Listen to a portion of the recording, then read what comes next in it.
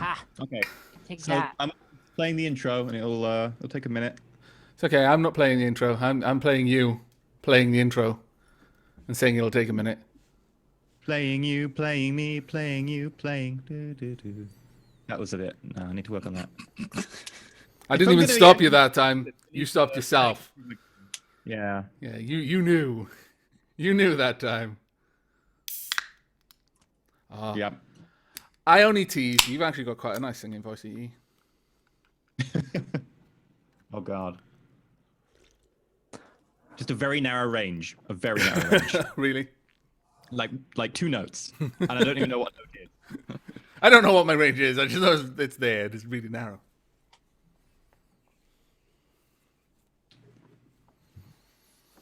To those in my chat, I'm afraid the Briar is still on holidays, currently in Scotlandia. Not actually that far, geographically speaking, from me. He doesn't love us anymore. No. It is true. He loves the haggis. And the barmaid. I don't think he ever loved the barmaid. He doesn't strike me as the type. They just cuddled. We'll cut away to like where she is now, and we'll just see that she's like getting a tattoo with like Scarlet. Not Scarlet. That would Scarlet. That's different. That's a fan fiction, different thing entirely. Well, I was gonna say Scarlet did return to the town. So... I know. Okay, we're going live in 3, 2, 1. Hello. I'm Entrylism, and we're back with Role4It, the charity D&D game fun thing. Indeed we are. We are indeed. Right, if everyone wants to quickly introduce yourselves, I forgot to set the charity thing up, so I'll be doing that in the background, and hopefully no one will notice. Okay, you just told everyone. Everyone just noticed. You rolled a natural 1 on your stealth check. Wah wah. That's like someone sneaking around and rolls a 1, and it's like they're going along and they're like, I'm just sneaking up on them. I am a ghost shadow. And then they realize, I'm saying this aloud. Oh, shit. Everybody in an RPG. Everybody in my stream is all too familiar with that scenario. I run around RPGs going, I'm so sneaky. Sneaking up on people. It's great. It's great. Right. Well, Ryan, why don't you start us off?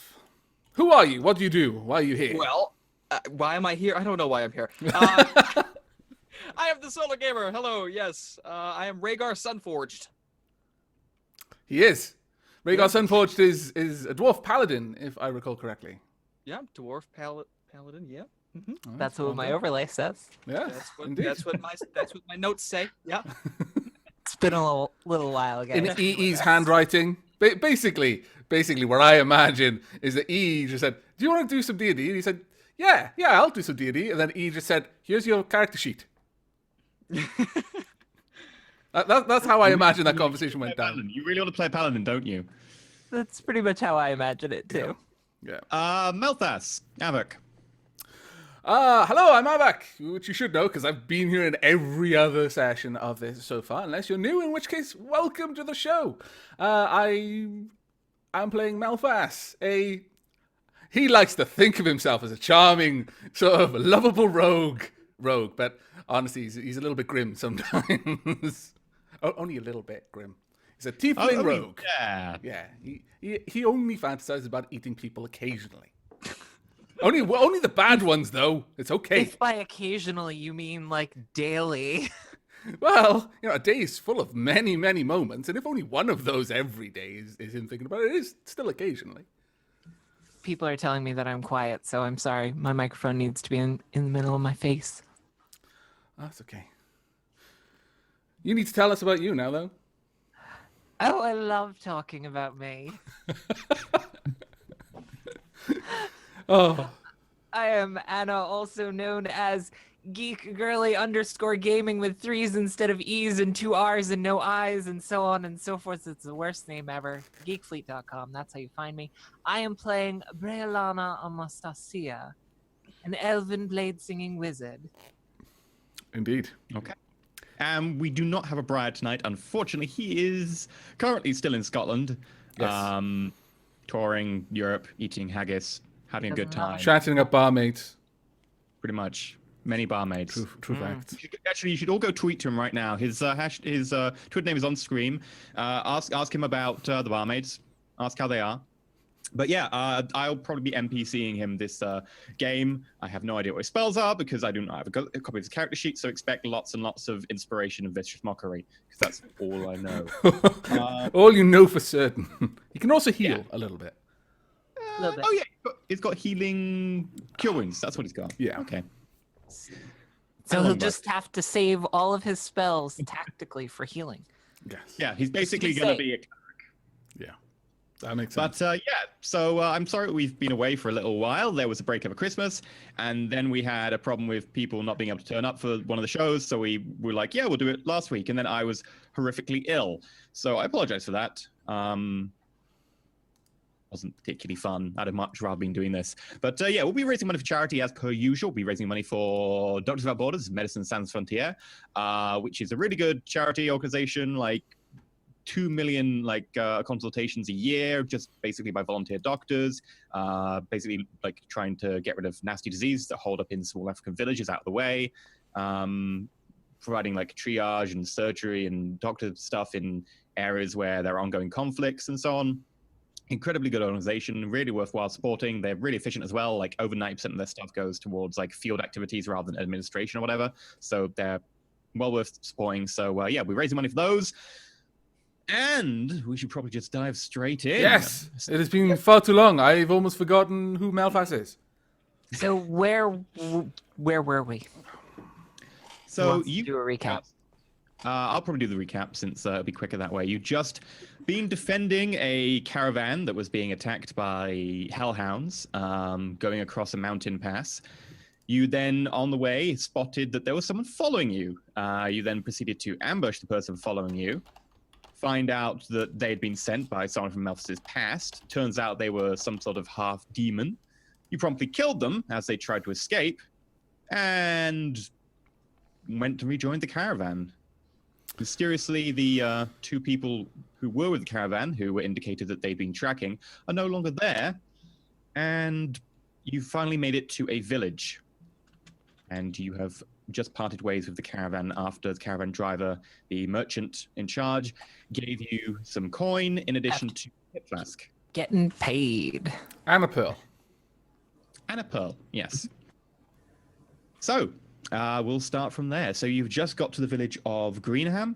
Okay. It's a large village. It's not a small village. It's not like the Hobbit villages you've been in before. And you've just crossed over to the nation known as the Illyrian Empire. So this is a predominantly human nation.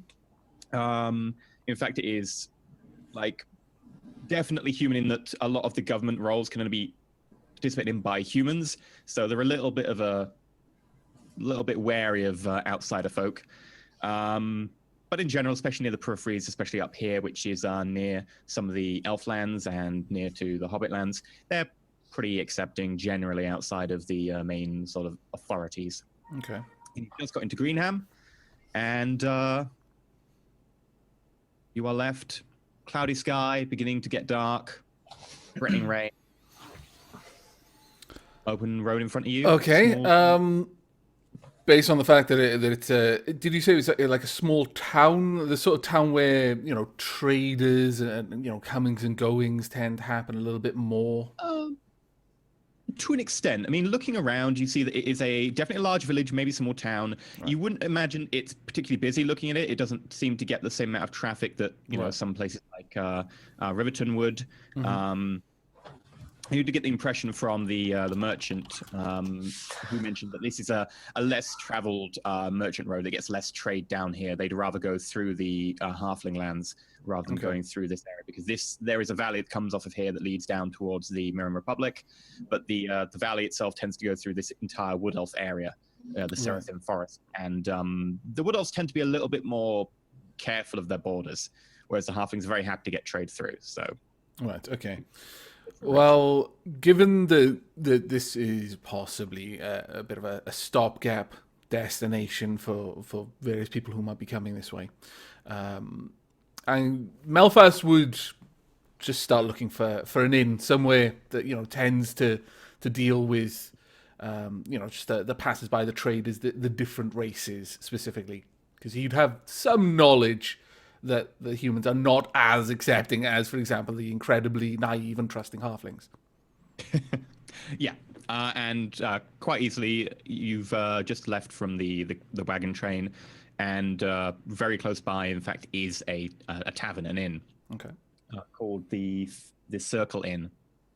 All right. Well, looks like a reasonable establishment. Malphas would start making moves in that way, pausing to glance back at his companions and just kind of nod his head, not really talking Where are much. we going? We parted the caravan. We never really had a conversation back at the caravan after the event. Well, I'm going over there to a place that isn't about to be rained on.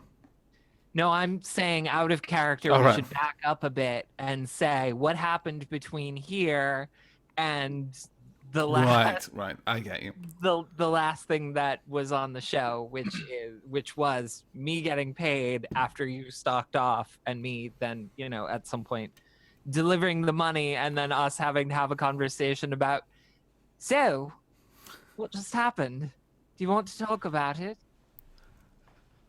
Okay. Awkward role-playing time. Indeed, awkward role-playing time, since we're kind of doing this in the past. Sure, we'll back up a little bit and we'll do a bit of a flashback then. Okay. Well, I mean, how far is this village from where we parted the caravan? Like, because the caravan That's what I was like, wondering. basically The like caravan literally rolled through this village, and instead of deciding that they were going to stop Yeah. for the night, they decided to just push on because Okay. they But said that anyway. they would be So- safe at Yeah. this point and were happy to pay us. So So Okay, this is so- effectively where we got paid then, should we say? Yeah. yeah. Right. Yeah, Okay. Well, effectively, the merchant Okay, just so we don't have to literally have this said, the this conversation. village Okay. is good enough. It's a decent village. You're probably fine jumping off here. in that case, Malphas is still a bit broody and is still pointedly not really communicating verbally, more gestures, and he's like heading to the inn. Yeah, no. Not even gonna try yet. Yeah. Not gonna say anything, just gonna follow. But we needed to have that Yeah. bit of exposition to figure that out. Yeah. So, No, that's completely cool. So yeah, Malphas is heading off towards the inn, pauses briefly to kind of look back at his companions, kind of jerks his head in the direction, just saying more or less indicating his intention, then just carries on his way towards the inn. I'll follow. I'll follow, even though I don't know exactly if I'm supposed to be with the caravan or not. Well, at this point, you moved the caravan effectively because you were going the same way. Your types of caravan are pretty non-existent at this point. So, happy to go with your new friends? Okay, well, upon entering, Malphas opens the door, has a look around. What kind of faces, what kind of races are there?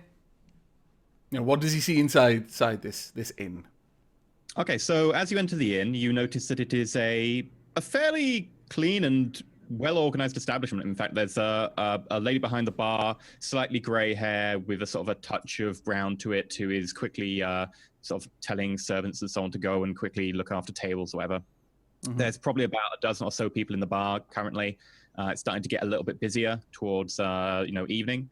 There's a few people just sort of sitting down, generally having a chat, having a bit of food. Basically, sort of end of day in a sort of a small town, large village. People are just trying to get the social on and drink away their problems with some nice ale.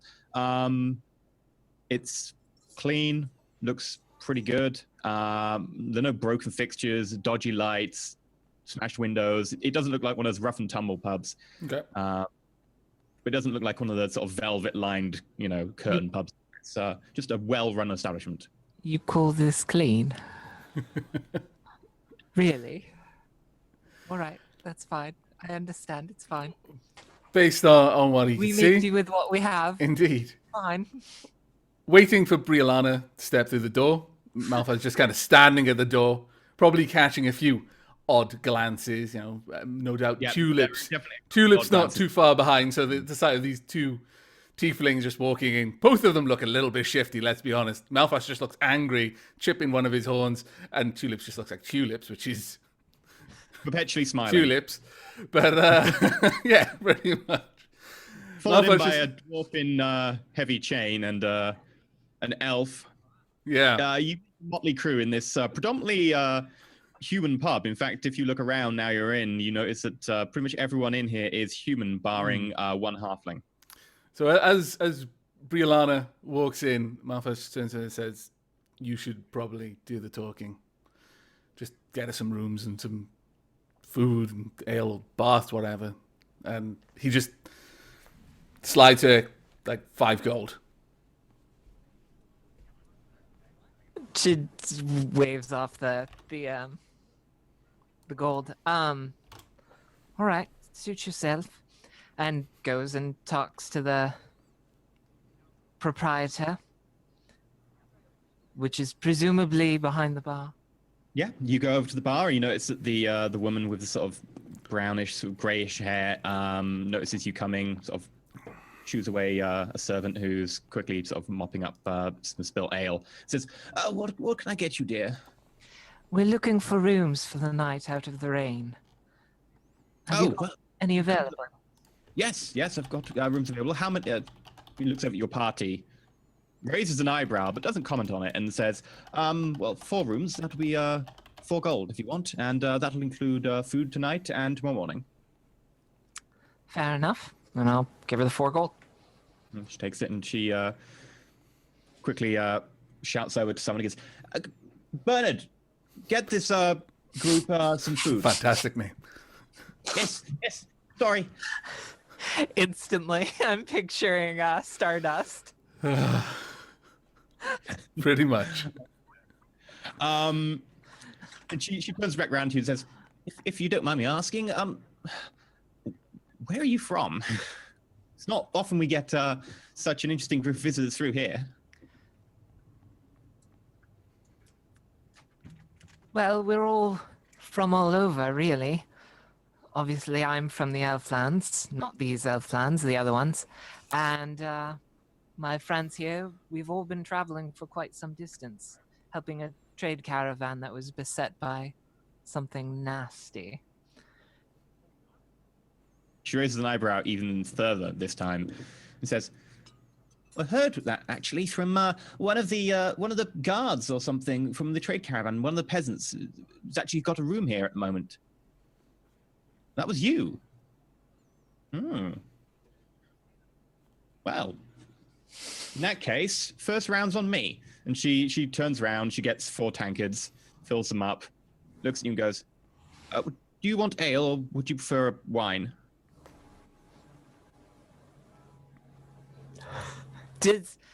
What is my impression of what her stock is going to be like? Well, make an insight check. I can't remember my hotkey.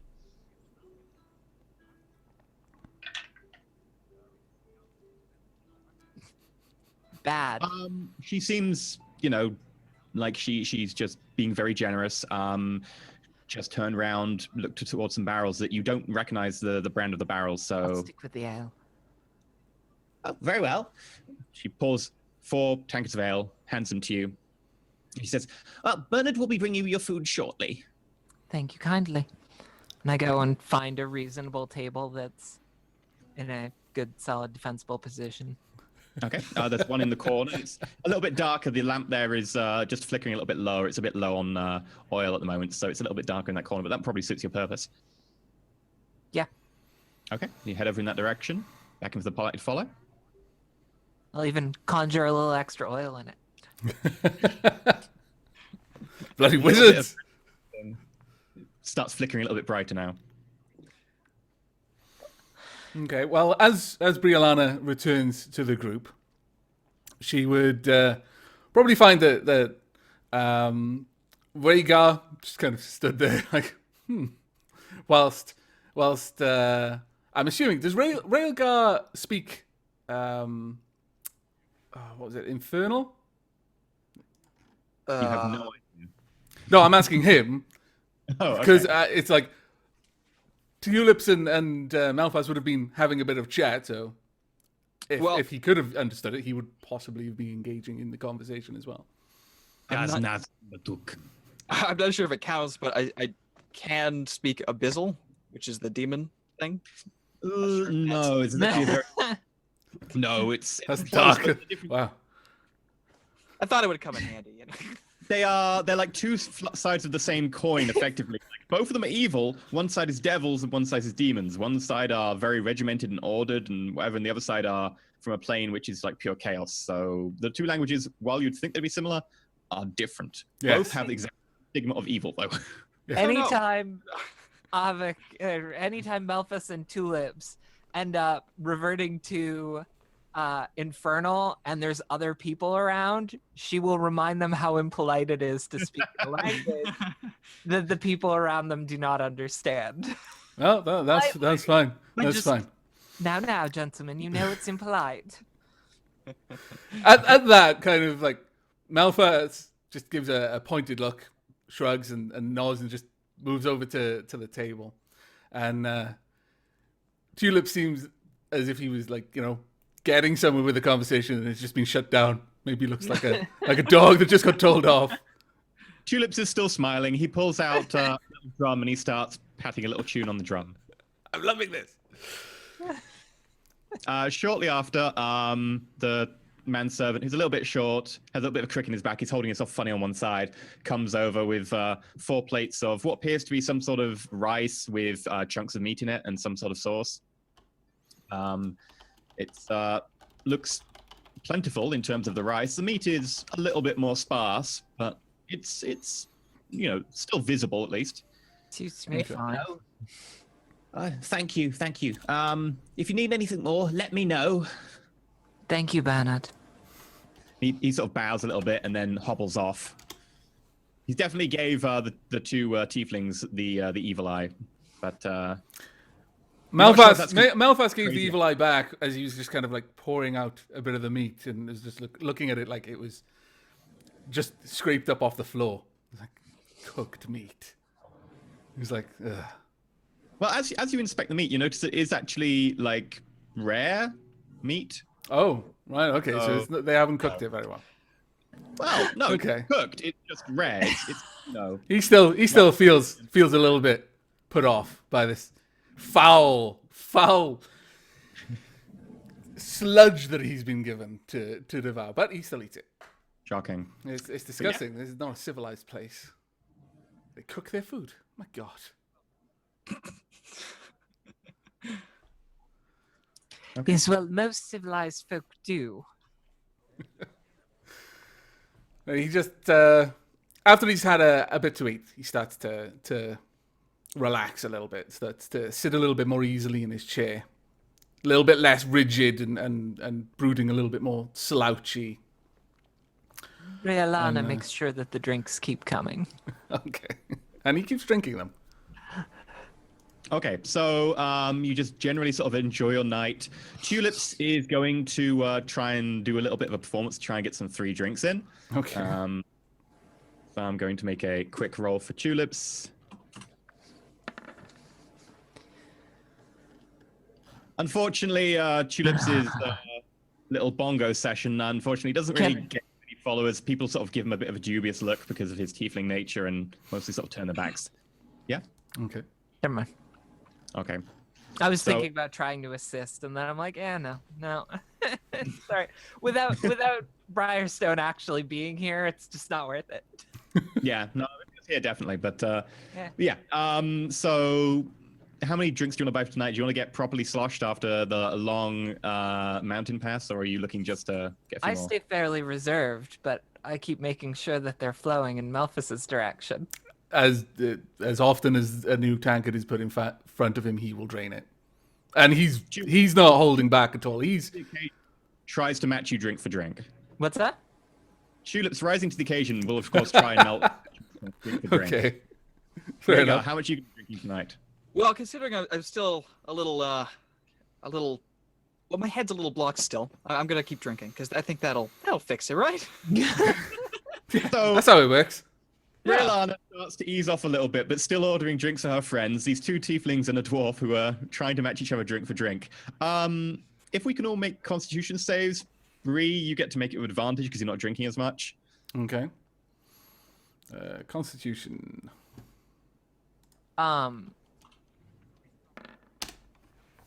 I will very actively also... Fantastic.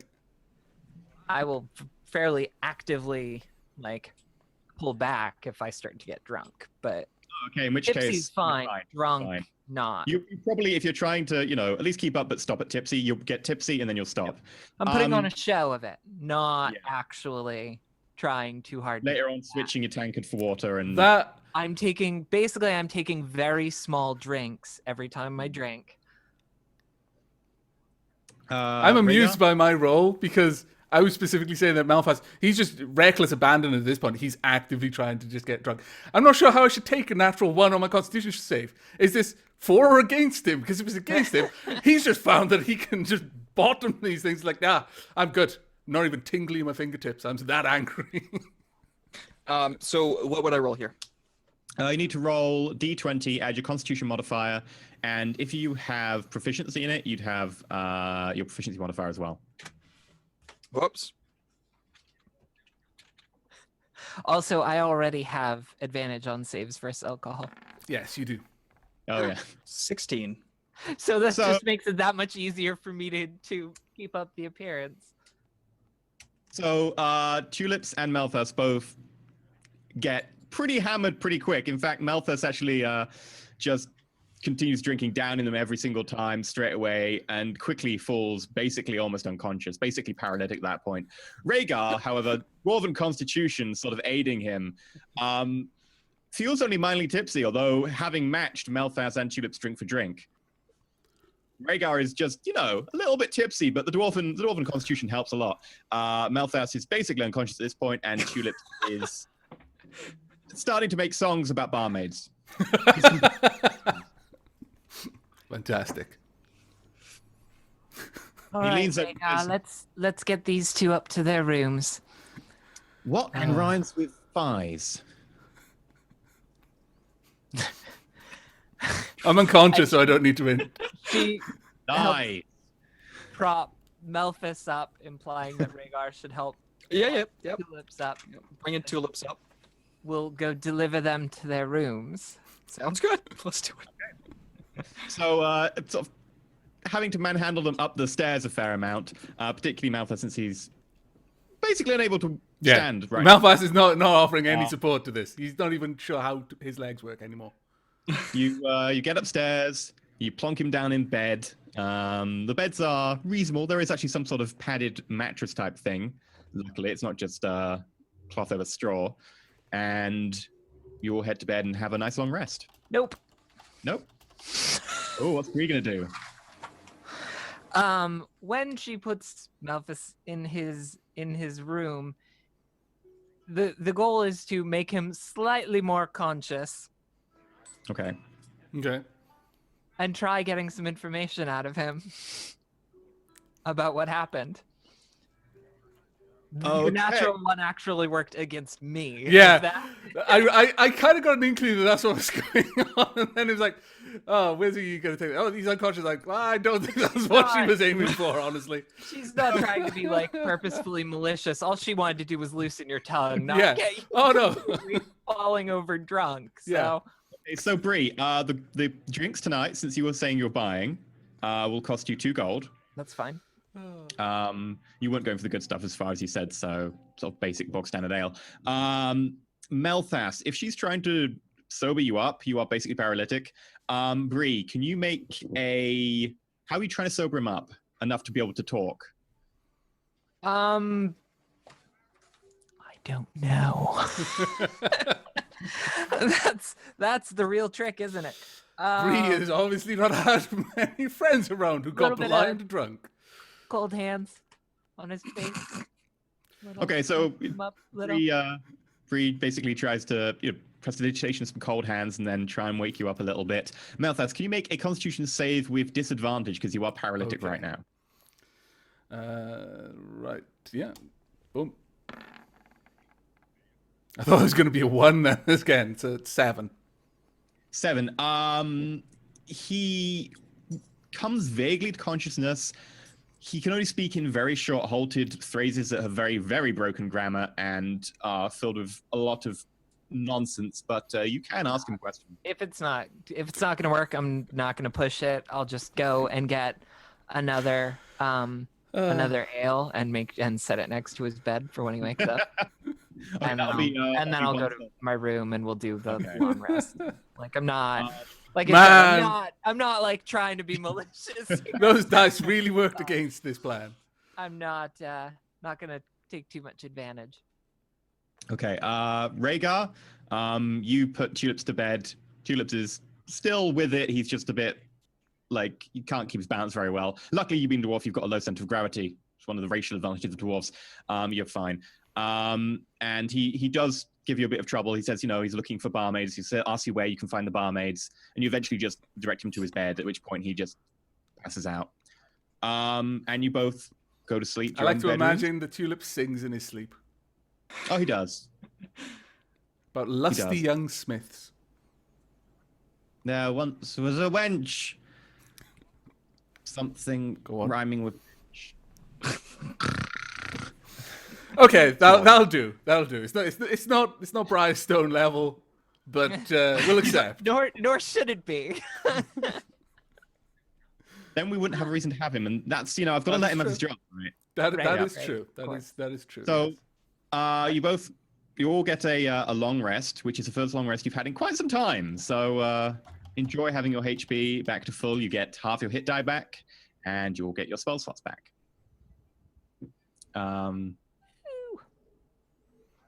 Melthas, you wake up briefly during the night to throw up everywhere out your window, Okay, and then go back to sleep. I drink the ale before I go back to sleep. Got to restore that hydration. I've just gotten rid of so much. That'll give me a hell of a hangover if I don't keep drinking. Oh. That's why I left it there. Hair of the dog. Indeed, I am a considerate wing woman. very much so. It's very thoughtful. So you all wake up tomorrow morning Okay. to the pounding of a fist on your doors. Someone is going around between your doors, And then you pounding. find out it's just your head. Melthas, this hurts your head. Okay. Melthas, you also, because you're still hungover, have 1 point of hangover damage. How? So that's like Just- just hit points. Oh, okay, fair enough. Yeah. Hangover damage. Wow. Consider it psychic damage. Very well. Hangover But there damage. is someone's going around your doors. Fist. It sounds like it might even be a mailed fist. Okay. By the sound, there's some metal in there, rapping on your doors. All right. Hello, you in there? No, bugger off. How early is it? It's judging by the sort of the light streaming in between the shutters. You have slept for a good amount of time. It's probably a few hours after sunrise, at least. You haven't had to sleep for quite some while. Bree, of course, you don't I sleep, have. but you're meditating extra long. Of course, meditating, you focus out of the outside world. So, but yeah. Upon hearing this, the rapping stops from everyone else's doors but Melthas, and the person just starts rapping on Melthas' door. Open up! Town watch! Okay. If you want to come in, you're gonna have to bust the door down. I open my door. Yeah, I'm gonna walk outside as well. Malphas is not. He's lying on the bed, cradling Once his the face. banging started, chances are I was already awake or not, or Yeah. done my meditation at that point because I wasn't that drunk. I had a long rest recently, Yeah. and I only need 4 hours. So Okay. I probably, as soon as the banging started, getting dressed, putting my armor on, preparing for the day. So as soon as he says that, I open my door. Okay, at And which point you notice Rhaegar has also joined you outside, and Tulips' door is open. Tulips is propping himself against the wall. Obviously a little bit worse for wear still, but Okay. And I riding it. put on my best commanding voice and say, I demand to know why you have disturbed me.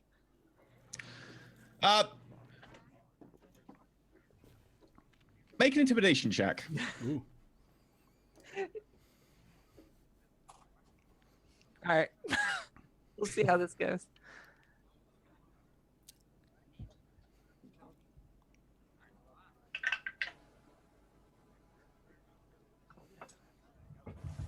$14. It's not bad. Sorry, ma'am. Town Watch. We were asked by Mr. and Mrs. Harlock to come fetch you. They asked for the band to, quote unquote, help defend the caravan that passed through recently. And you felt the need to come bumbling in here, banging your mailed fist on our doors until you roused us all, rather than delivering a note. Well, sorry, ma'am, but they did say it was, urgent. Urgent, I'm sure, of course. Give us a moment. We'll meet you downstairs. Very well, ma'am. He turns around, gives the tiefling a little bit of a wide berth, and then realizes he's close to the dwarf, gives the dwarf a slightly wider berth, and continues on walking down the stairs. And then you can see the top of his metal helmet at the bottom of the stairs waiting. The guard generally looked like he was sort of a town guard, sort of metal helmet with a nose piece, chain coif, light chain, bit of leather.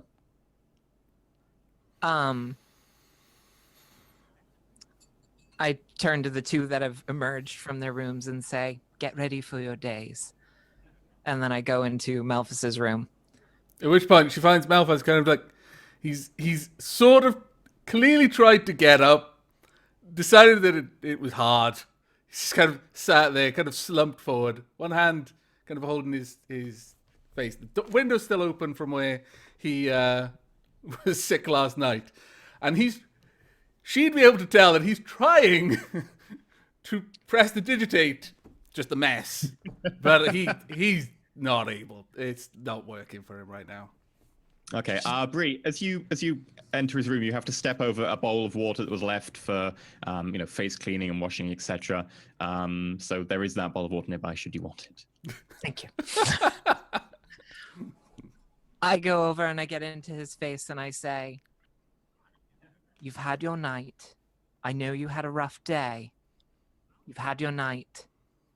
Get over it. Pull yourself together and move on." And I take the amulet off for what good it might be used, the pendant of the undead tavern, and hand it to him and say, "This might help you, I don't know. But we've got a job. We can handle the rest of the business as you see fit when you are ready." Okay. I'm just going to roll the dice a second. Okay. She's being sincere for what? Yeah. It wasn't like an insight check or anything. It was just me basically flipping a coin. At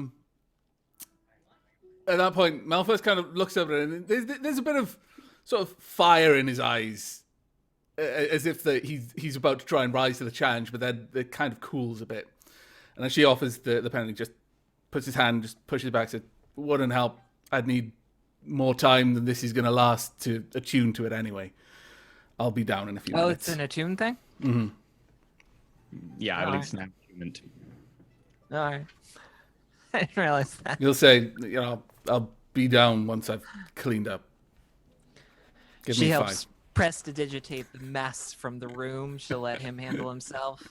Okay, He thanks her for that. He thinks that during the night he did some excellent aiming of vomit. It all went out the window perfectly. No, he in fact did vomit over part of the bed as well. You managed to clean that up. He never even noticed it was there. And then I'll go downstairs and wait for everyone else. Eating my breakfast, making the guard wait while I do it.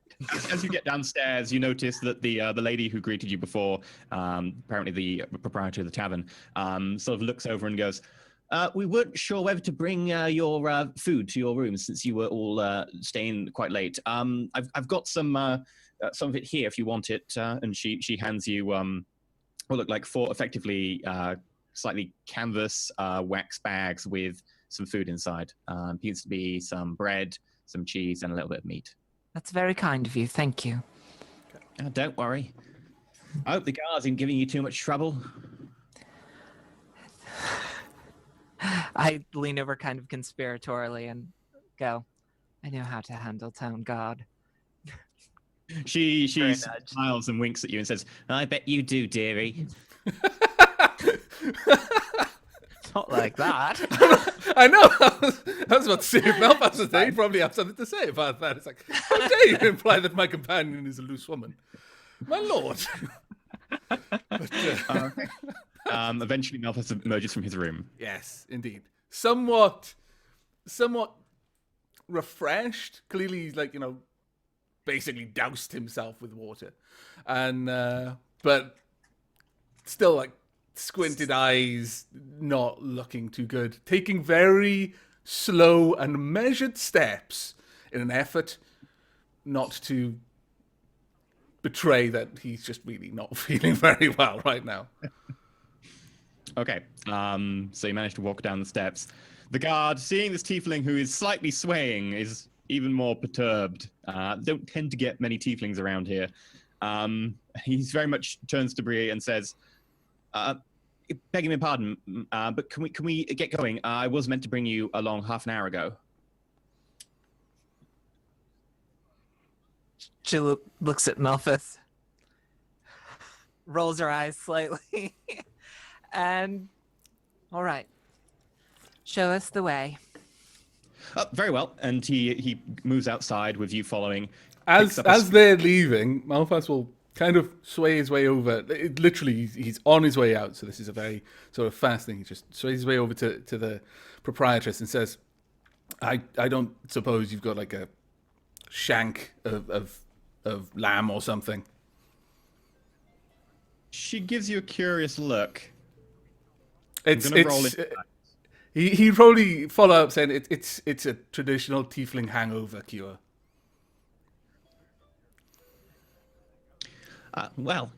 Sure. Let me just find you something. There you go. That'll be.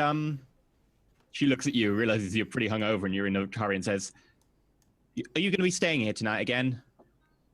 Looks like you might be." He'll just nod, shake his head at the same time. Oh wow, okay. He'll be very thankful and quite genuinely, it very very clear that he wasn't expecting that. He's deeply appreciate it. Takes the food and then follows his companions. You it's effectively dried beef. Yeah. I suppose at this point I should probably come downstairs. I don't think I did yet. No, you're still standing at the stairs, so... All right, yeah, I suppose I come downstairs and start seeing everybody walk out. I assumed that the other two would come down, when the guard said. The guard notices you coming down. Says, "All right, you might want to leave your weapons here," noticing the quite obviously armed, with shield and, was it a warhammer or an axe? Warhammer, yeah. Warhammer. Dwarf says, "I mean, you can leave your weapons here, or you can leave them outside the manor, but it's up to you." I can't bring them? Well, I will bring them, but you'll have to leave them outside the manor. Okay. Harlock's not too keen on having weapons inside. All right, I like to keep them close, but I'll bring them up until the manor. Very well. And he starts walking outside, picks up a spear that was resting against the wall, and trudges onwards towards a slight hill on the edge of town, where you notice a noticeably bigger, noticeably better made building, which is mostly constructed of stone as opposed to the stone and timber constructs of most of the other buildings. This one is obviously some sort of manor house, and judging by the rest of the town, it seems to be the only one here with a sort of notable position. And judging by the normal sort of feudal setup, you would assume this is a person who owns the land around and people work. Okay. Heads up to the door, knocks, and is quickly greeted by what appears to be a serving girl. Says, "Oh, sorry, sorry, sir. I'll go get Miss Harlock now. Mrs. Harlock now." She heads inside. How long of a walk was this? About 10 minutes. Okay. In that time, Malphas is almost definitely finished eating the food he just got. Okay. Ate an apple. I have a bag of them. They're quite good. Good. So you've had some nice food. Rhaegar, you could have chomped on whatever breakfast you were given in the canvas pouches. Sure. Yeah, when they show up, I hand them each the pouch that was provided. Okay. And at this point, a woman of noticeably she's a better off lady. She obviously has time to look after her appearance and stuff. Her hair is what you might even call slightly silky. She's wearing sort of a sort of rich robe in sort of a deep red. But make insight checks.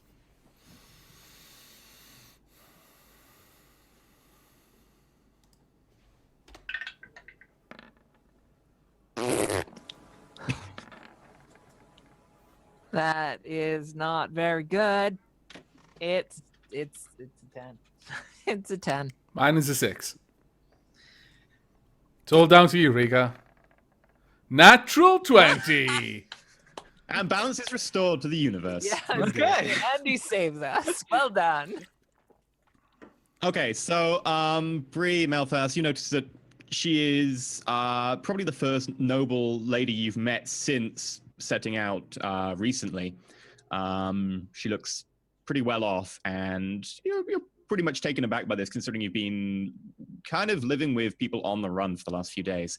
Rhaegar, however, you notice slight streaks in whatever makeup she's been using, noticing that she's been crying recently and looks like she's quickly touched it up to answer the door. You also notice, looking by the fit of her clothes and the fact that there's still a little bit of what appears to be dust hanging off one shoulder, you guess that she's recently probably been pregnant, judging by the bearing and sort of general gist of she looks a bit tired.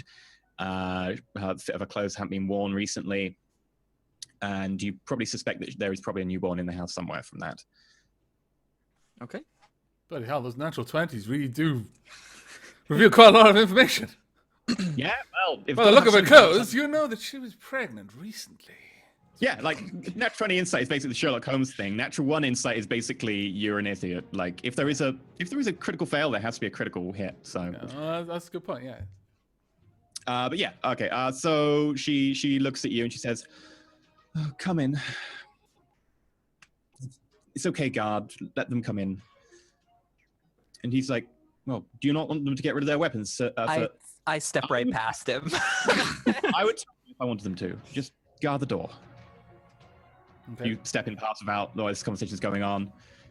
You notice that as you get inside, it is basically a sort of foyer / small living room, richly embroidered silks and fabrics and velvets and all these noticeably well-crafted materials. This place doesn't have so much as anything made of canvas at all. The table sort of in the middle of the room is a sort of a rich, deep mahogany. Okay. Malphas is not noticing very much of this at all, and it would be clear to his companions he's not really looking around with an eye to take notice of really anything other than where he's trying to go at the moment, and generally the people that he's talking to. I mean, he's not like, actually drunk right now, so it's not like he can't move. It's just like he's tired and doesn't want to put any more effort into being alive right now than is absolutely necessary. Very well. As you get inside, you notice that there are 2 other people in the room in addition to Mrs. Harlock. There is the serving girl, who is quickly making herself busy and flitting from room to room. There is also a portly gentleman wearing effectively the same outfit as the guards, a bit of chainmail with some studded leather at the top, and he has a capped helmet next to him on the sofa. And he's giving you a look. You're not sure why he's giving you a look, but he is definitely displeased that you are there. But he's biting his lip for now. Mrs. Harlock looks at the group of you, gives a slightly iffy look to Malthus that you just barely catch in your hungover state, and says, well, if you wouldn't mind, sit down. I'm sorry to drag you out of bed at such an early hour. It's fine, I was already up. Malphas. And she picks a particularly comfortable-looking seat. Okay, the seat you choose is very deep and cushiony. You basically collapse into it. and Well- expects a a servant to be around with to your Pretty much, as soon as your ass hits that chair, the serving girl appears next to you, on key, on prompt, basically out of nowhere as far as you can tell, and says, "Would Madame want some tea or coffee or biscuits of any kind? coffee, please. Black. Black? Okay. Sugar? No, black. No, that being offered sugar is pretty damn good. Sugar is less common in this era. Very well. And she turns around to see Malphas slowly getting into something. Malphas finds what he thinks is the most non-cushiony chair. He doesn't want to sink into anything right now. He just wants a seat. He finds it. He sits down. An armchair which looks a bit more worn than the others, only slightly. It looks just like the cushioning has deflated a little bit with sort of these hard oak walnut type arms, and you sit down. And instantly, the serving girl, straight over to you, without crossing the center area in which you're all talking over, zips around the side and goes over to you and says, "Sir, what would you like?" Tea. Black. Strong. No sugar. Very well. Okay, and I guess I just sit in any reasonable spot that works for me. You sit in the nearest I spot just which look you- for a chair. He I just climbs look for a up into a chair. Oh, climbs up. do you have to go there? The height jokes. Oh, Yes, I do. Oh. Rhaegar plumps himself down next to the portly gentleman on the sofa. I am no Legolas, and you, my friend. I No know Gimli. Gimli. Sir, what would you like? I'm all set. I don't need anything. Very well, sir. And she disappears from the room. Tulips doesn't get an invitation. He's like, screw that guy. Just sits down next to Rhaegar, has a quick word to the serving girl. Serving girl heads off.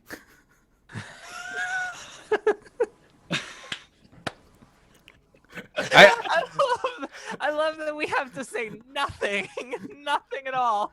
And Wow. Abek and I just Wow. evolve into giggles. Wow. This serving girl is like High five. 12. No.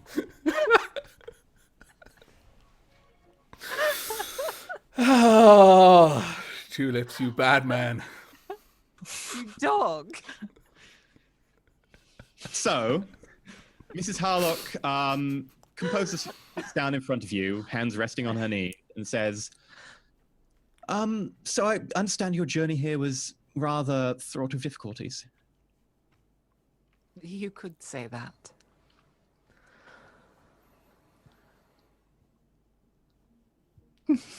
Well, To be entirely honest, we weren't even planning to head in this direction. We were headed to the Dwarf Lands. oh, well, and she looks over at your dwarf companion and says, well, I'm sure you can get there pretty soon. I mean, we do have the odd carriage and so on through here. But while you're here, you might as well have a look around. It is a lovely town. Should I roll an insight check, or do I know that she has no idea who I am? Make an insight check. I mean, it's pretty clear that she certainly isn't acting like it. So, just want to make sure.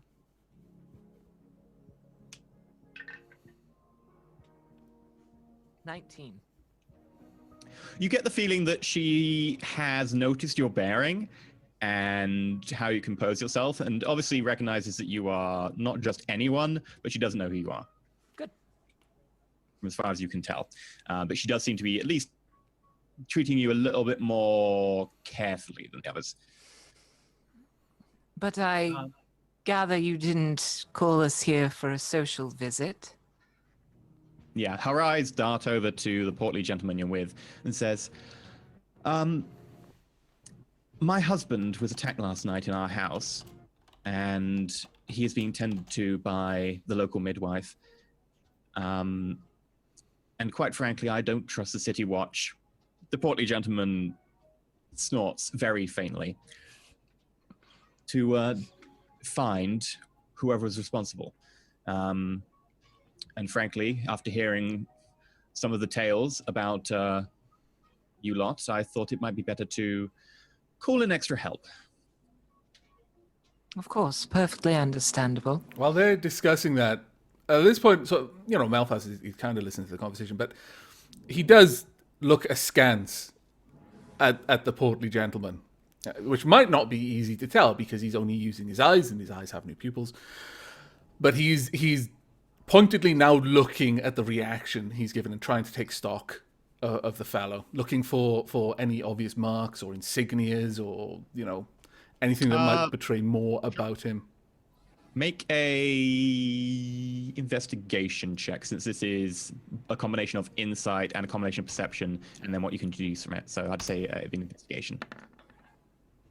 That is 17, 15 plus 5.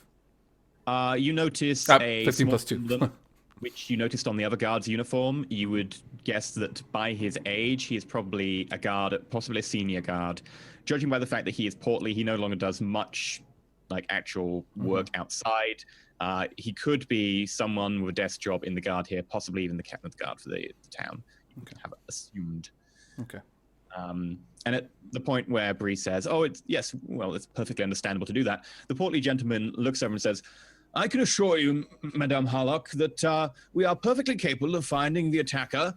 We will bring them to justice, and your husband will be avenged. At which point she quite vehemently turns around and says, Captain Wayne Alaris, if I asked you here for your opinion, I would ask for it.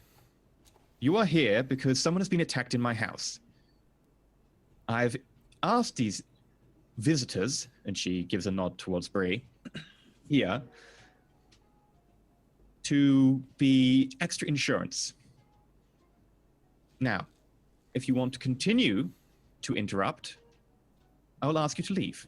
At which point he just gives a small snort again and sort of buries his head in his jowls. That's that Which word. he has Jowls. Yeah. No, he is definitely a portly gentleman going to seed. I just the phrasing of that was just particularly good into his jowls. You could, It was you really could good. Envision that. It's a whole defensive. Word. Oh, fantastic. She turns back towards you and says, of course, I will be happy to compensate you for your troubles. Anything you can do to find out who attacked my husband. And she looks over at the portly gentleman again and says, who I might note is still alive and should be not talked of in the past tense, would be much appreciated. In fact, anything you could do for him while you're here. I mean, luckily we have the midwife on hand, but she tells me that there's nothing that she can do. We don't have the physician anymore. I'm afraid Dr. Andrews passed away a few weeks ago, sorry. What was the nature of the attack, if you don't mind my asking? Well, I'm not a medical woman myself. It looks like he'd been attacked viciously with some sort of many blades or claws or something. I'm not sure. If you want more detail, I'm sure that Captain Alaris will be willing to help. Of course. Yes, we'd be happy to assist. Was he at home or out? Was it day? Was it night? It was last night about 10, 11 p.m. At home. Actually in the corridor upstairs. Oh, goodness. I can understand that this must be particularly difficult for you. Perhaps we could go and see your husband. My new friend here, Rhaegar, has some healing abilities. Perhaps he might be able to help. And that She looks to Rhaegar right? Yeah, I'm definitely willing to help. Melfast also chimes in, nodding towards Tulips, saying that, and our bard here is unusually skilled in the medical arts. This is true as well. It might also help if we can see the corridor that this happened in.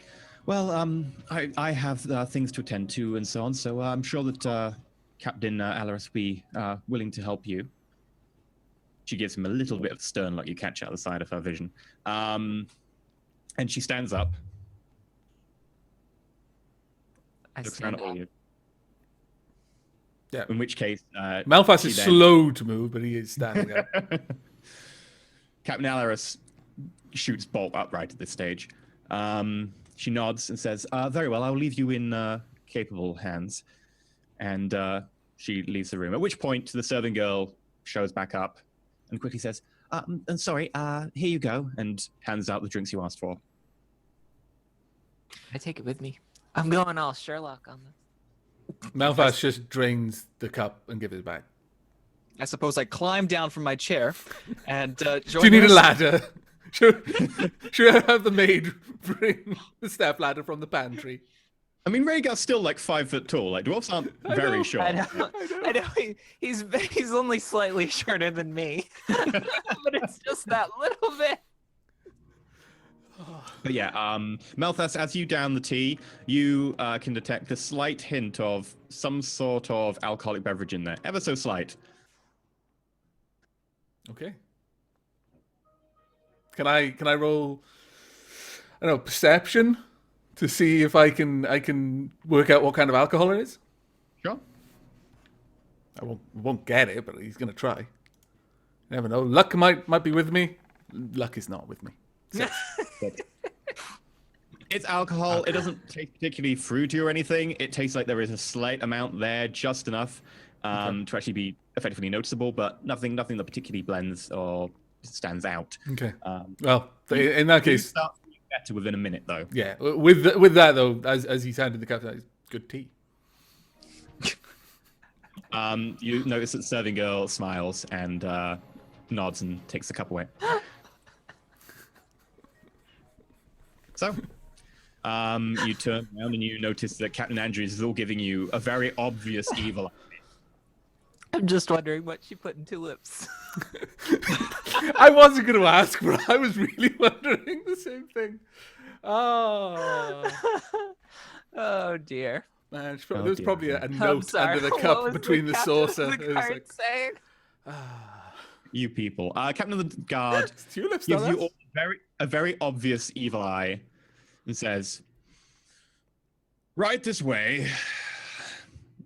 Heads upstairs and indicates to you this hallway. The stairs lead straight up to. Down this hallway, you notice a few doors coming off, and you notice in the middle of the hallway is a massive blood stain. How with, some slight massive are we talking? Sizable. I mean, if you want to go over and have a look at the scene entirely and start doing investigation checks, that'll give you more information. But this is sizable. We're not talking, a little bit of blood. We're talking. Yeah, somewhere I mean, you can between just look at and- you can just look at a puddle on the floor and you can kind of guesstimate, that's this many pints or liters or whatever. Yeah, it's unit of definitely a few measurement. square feet, and it is sunk into whatever carpet they have here. Okay, that Malphas mentions that, speaks up, probably from behind Reek, as he was just walking, not right at the back of the group, but he certainly wasn't taking the lead. But he asks out towards the guardsman. The lady of the house mentioned that her husband was attacked with, I seem to recall, many blades, knives, or daggers. This is a lot of blood. Was he attacked repeatedly, or did someone attack him with an especially large weapon? Were they all from? Do you have any knowledge of the weapon that was used from what you've seen of the wounds? The wounds themselves are slightly more jagged than I'd expect for a blade, but it obviously isn't some kind of creature because it was last night, and Mrs. Harlock was in the house as well, and the serving girl was in the house, and Any signs of forced entry? they would have noticed anything. No signs of forced entry at all. Briolana gives him a very sarcastic, obviously. And I an mean, eye I'm roll. a medical man, unfortunately. Like I Where, said, Harlock mentioned. sorry, she is interrupting him to say, and where is the lord of the manor? He gestures towards one of the doors and says, "You will find the Lord of the Manor and the midwife that is currently tending to him. She is unfortunately the best trained medical professional in the entire town. You will find just through there. Wonderful. She goes in, gently raps on the door. Oh, come in. The door is for you and opened. You notice that inside is a figure who is slightly older than middle-aged lady who looks at you, slightly reddish cheeks, and says, "Oh, are you the help that was called for?" We are, in fact. Oh, come on. I'm sure you want to look at the Lord himself. Actually, I'll leave that to my friends Tulips and Rhaegar. I'm going to go investigate the hole. Oh, well, very well. We don't get many tieflings around here. At that, Malphas is kind of just sort of smiling to himself and nodding almost in agreement with what Bree just said, because he's hanging noticeably back. He kind of went to the door just to peek inside, but he then nods back to Tulips and then kind of makes a show of sweeping his hands as if to say, go ahead. He clearly has no intention of going inside himself. Okay. So Tulips looks at Rhaegar and says, "Shall we?" Yeah. Okay, so Rhaegar and Tulips head inside. Malphas and Bree stay out to look at the quote-unquote crime scene. So- Go ahead. Yeah. No, go ahead. I was just going to say, so Melfest could do an investigation while I ritual cast Detect Magic. Sure. Yep. Let me grab that. 9, 7 plus 2 for my investigation. So judging from the blood splatter, it looks like the Lord had been probably struck high up, sort of high chest or something, and there's blood up onto high on the wall there, a little bit actually on the ceiling. It looks like, judging from the amount of blood there, that it caught some sort of vein or artery or something. Looks like arterial spray. Yeah, bled out pretty quickly on the floor there. Unfortunately, you can't really ascertain much more than that. Okay. I mean, the spray itself, you'd guess it was maybe like a jugular vein or something that got hit, considering the location for where the spray How is. high up is the ceiling? The ceiling here is probably a good 8 feet, Okay. including a couple of beams that maybe make it about. How is there any other gore around? Or is it just the puddle on the floor, a couple of splashes on the walls, and even a couple of spots on the ceiling? Floor, a little bit on the wall and ceiling. There's no no bits of meat or anything. Okay. Quite a nasty sight, isn't it? I've seen worse. In fact, I've seen a lot worse. So that impresses me, he says, looking up and pointing at the ceiling. Someone stuck him pretty good to get blood all the way up there. Well, you know, bandits carrying knives, looking for jewelry and stuff. Obviously, a good target like this, a manor house. Bandits don't rob manor houses, and they're not particularly careful about where they attack. Bandits usually stab someone in the back. It's easier to do. That looks like it was either in his chest or his neck. Well, yes, that goes without saying, but, you know, bandits... He kind of trails off. While I'm ritual casting, I send Truffles to go and explore the house. Meow. Meow. Quietly. Gingerly steps around the blood. What's that? Gingerly steps around the blood. Well, yeah. Malphas noticeably She's a very freezes dainty cat. as Truffles walks past and just kind of watches Truffles moving past.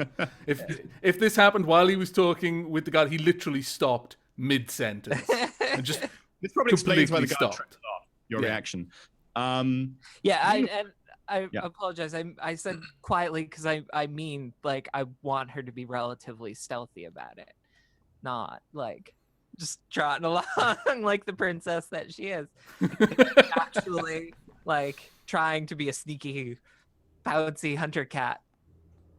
Okay, so Truffles sneaks along the edge of the wall, rubbing up to it, gets to a sort of a doorway, crouches down, Yes, perfect, brilliant. Pupils wide, ready to hunt. Rhaegar, you and Tulip's in the other room. Yeah. And So you get right up to the bed. There is Lord Harlock, black hair, little black moustache and goatee. Big wound across top of his chest, up through his neck, and sort of finishing roughly about his ear. okay. So I turn to Tulips and I say, I might not be the best. I'm not proficient in medical examinations. I'm not sure if you are, but I could definitely apply some divine healing. Tulips, as I recall, actually has a really high medical proficiency. Yeah. So He also rolled that 20 that one time that we're remembering. Yeah, but I think he's got like a bonus of 7 on his medical, doesn't he? yeah, Or- he's got a lot. he's got crazy high proficiency with medical. Tulips looks at you and says, "Well, if you want to heal him, I'll have a look around and poke." Okay. Are you gonna examine him first? Well, That's That was the point of why I said that. well, if you want to heal him, I'll have a little bit of a poke around at the same time. Okay. a good plan. Poor Tulips.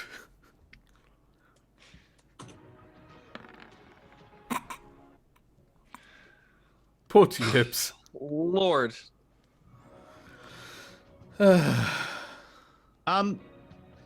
Rhaegar, This man's dead. he's not dead, Oh. but I don't know. This one's a bit beyond me, actually. Well, that's reassuring. Okay. I guess I will just see what happens. I'm just gonna lay my hands on him and Sorry, guys, hang on. Okay. I mean, if you want to make a medicine check, you can. Recommended. Yeah, I'll do it. I'll do it. What would I roll for this though? Medicine. I don't have any. It's your In which wisdom, case man. it'll be intelligence. Yeah. Is it wisdom? Medicine is wisdom, yeah. Okay. Wisdom. Oh, I don't have that. Okay. So just D20 then. Yeah. If you've got no wisdom modifier, then it'll be D20 plus 0. Ooh, Okay, 19. 19. Okay. You get. Actually, it's plus. Yeah, it's just 19.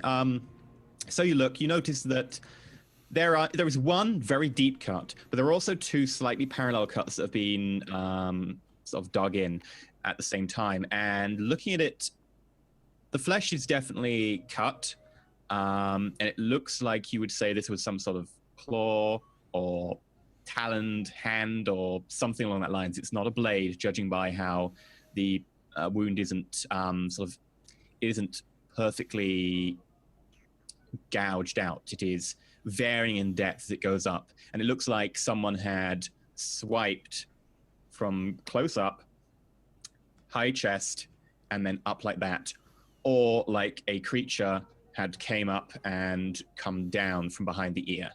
The gouge goes from just above the sternum all the way through the neck, partially clipping the vocal cords, cutting through the jugular vein, which is where a lot of the blood has come from, and out through the ear, taking off a little bit of chunk of the earlobe at the same time. Okay. And in what state of consciousness is he in?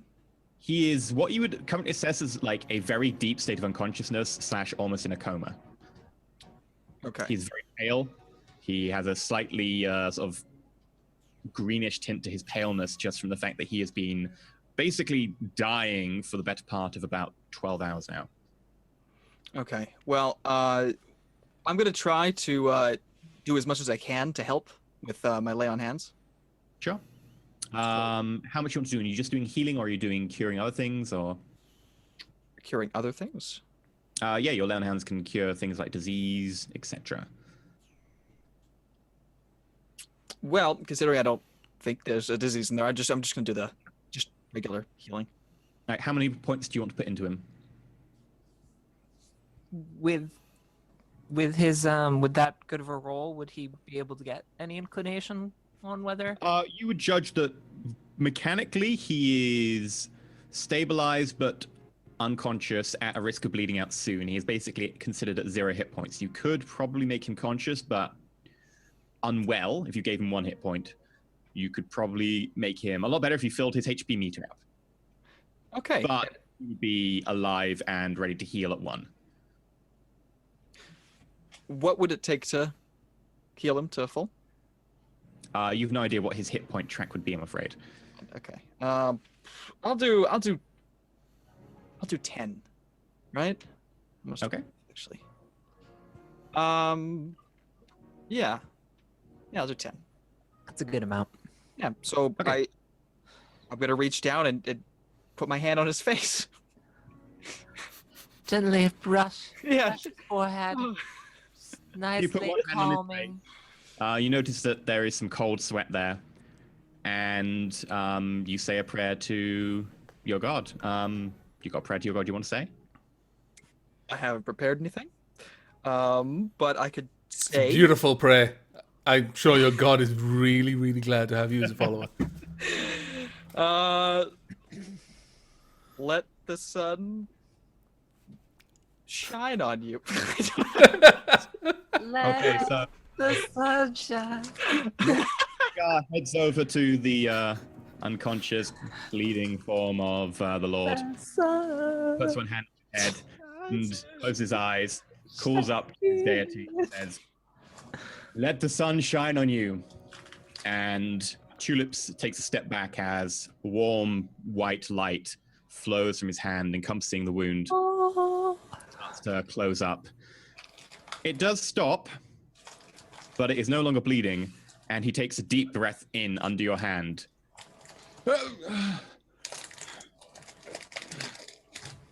Who are you? What's going on? Well, you've been attacked. I don't know if you remember much. We're here to help, obviously. So, do you remember anything from last night? Would the what was her name? The midwife at this point speak up or tune in? Yeah. At this point, the midwife rushes forwards and says, "Oh, you're alive. Mrs. Harlock, Mrs. Harlock. Mr. Harlock's conscious again." I tried to tell her. At which point there is running footfalls and someone quickly runs upstairs, bursts in. Lord Harlock hasn't really given you much attention, Rhaegar, about did you notice anyone attacked you or whatever. He's not concerned about that right now. She runs in, sees him, starts to weep, and just rushes up and hugs him. Malphite steps out of the way of the corridor as she rushes through it, heading for the door. I think Kind of watches everyone past. my friends, that we might want to give them a little bit of space for now. And the midwife opens the door and steps on the other side and beckons towards Tulips and Rhaegar. Okay, I'll leave for now. Okay. Tulips and Rhaegar step outside. Midwife closes the door and says, "Okay, well, I'm going to go check on the little one. I'm assuming that eventually he'll want to talk to you. Don't worry about it." And she heads off down the corridor. Where am I at with my detect magic ritual casting? Okay, you've just finished your detect magic ritual cast. How convenient. Yeah, I know. Perfect. I would like to investigate the hallway. Sure. I make a just make an investigation check, and we'll combine it all in one. Well, Might it not be with some advantage? I mean, although Malphite didn't get much, he was talking in front of her about what he was seeing, so she wouldn't have to be investigating from base nothingness. Considering you basically failed your investigation roll. Mechanically, yeah. But damn it. 14. 14 in total? Yeah, Okay. unfortunately. You The notice... glare today. Yeah, that's... I just couldn't see the number because of the glare. 9. Sorry about that. You notice that the splatter on the hallway looks like someone or something clawed at very close range, almost like defensively, you'd expect. And you notice that there is no one there anymore. No, I'm listening.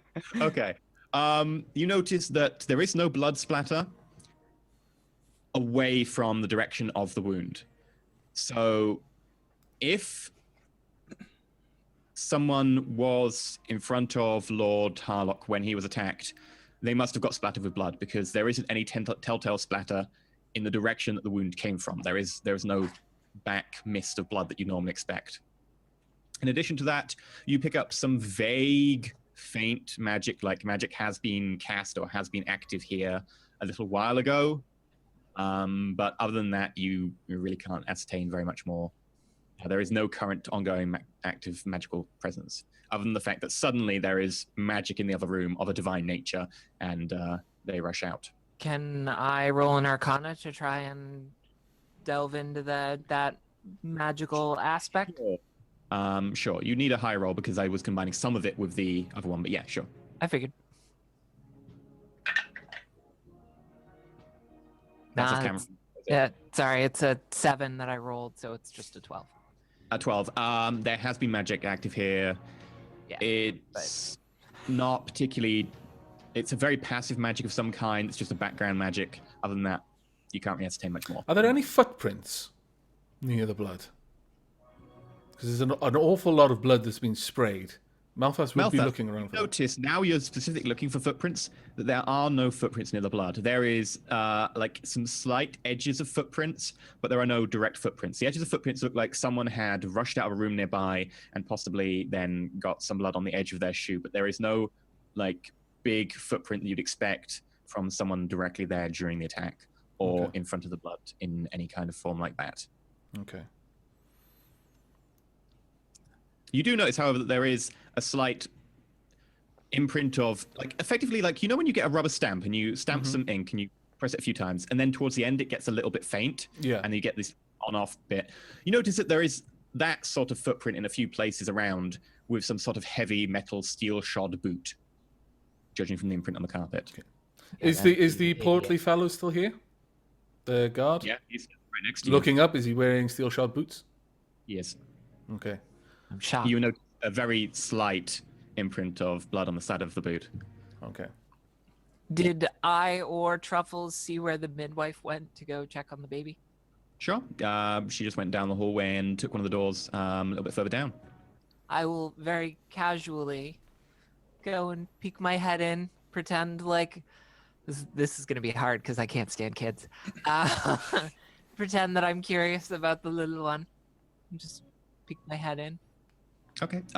You peek your head in and you notice the midwife standing over a crib, bending down, tending to whatever little child is in there. She's kind of blocking your view at the moment, going, there, little one. It'll all be over soon. Don't worry. And she turns around and goes, oh, hello, dear. You coming to check on the kid too? I thought I might, if it's all right. Oh, that's okay. Come on in. This is, I can't remember her name. There's a label around here somewhere. I'm sure well, about I can't remember the name, but the problem is it's got scribbled out, and I'm wondering why I scribbled it out. It's because I spelled it wrong. This is little Claire Harlock. Say hello, and you notice that there is a little baby in the crib, looking up at you, wide-eyed. Blop. Little spit bubble forms and bursts. I still have detect magic going. Anything? Anywhere in the entire room? The midwife, the baby, the crib? Sure. Make an Arcana roll. It's all right. The look on your face already told me everything I needed to know about that. 20. I rolled a 15 plus 5. There is a faint magical residue, which is noticeably more roughly where the midwife is standing. And it's the same magic that you noticed passively had been around in the hallway and into this room. Interesting.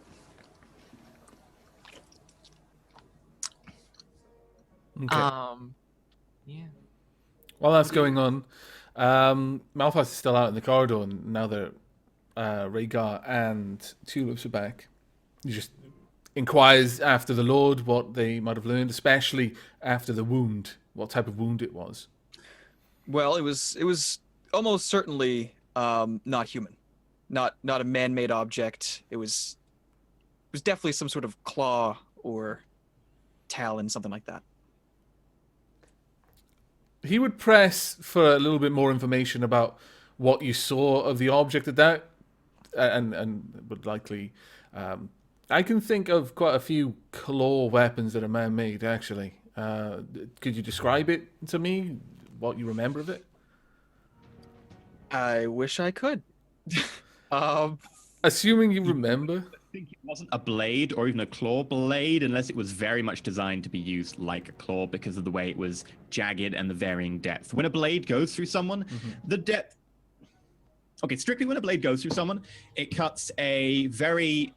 roughly the similar depth, but then with slight indentations as the person has to judder and picks at certain bits of sinew, etc. A claw, however, varies a lot more because you've got not just the one articulation point, it's not rotating around someone's wrist or someone's elbow.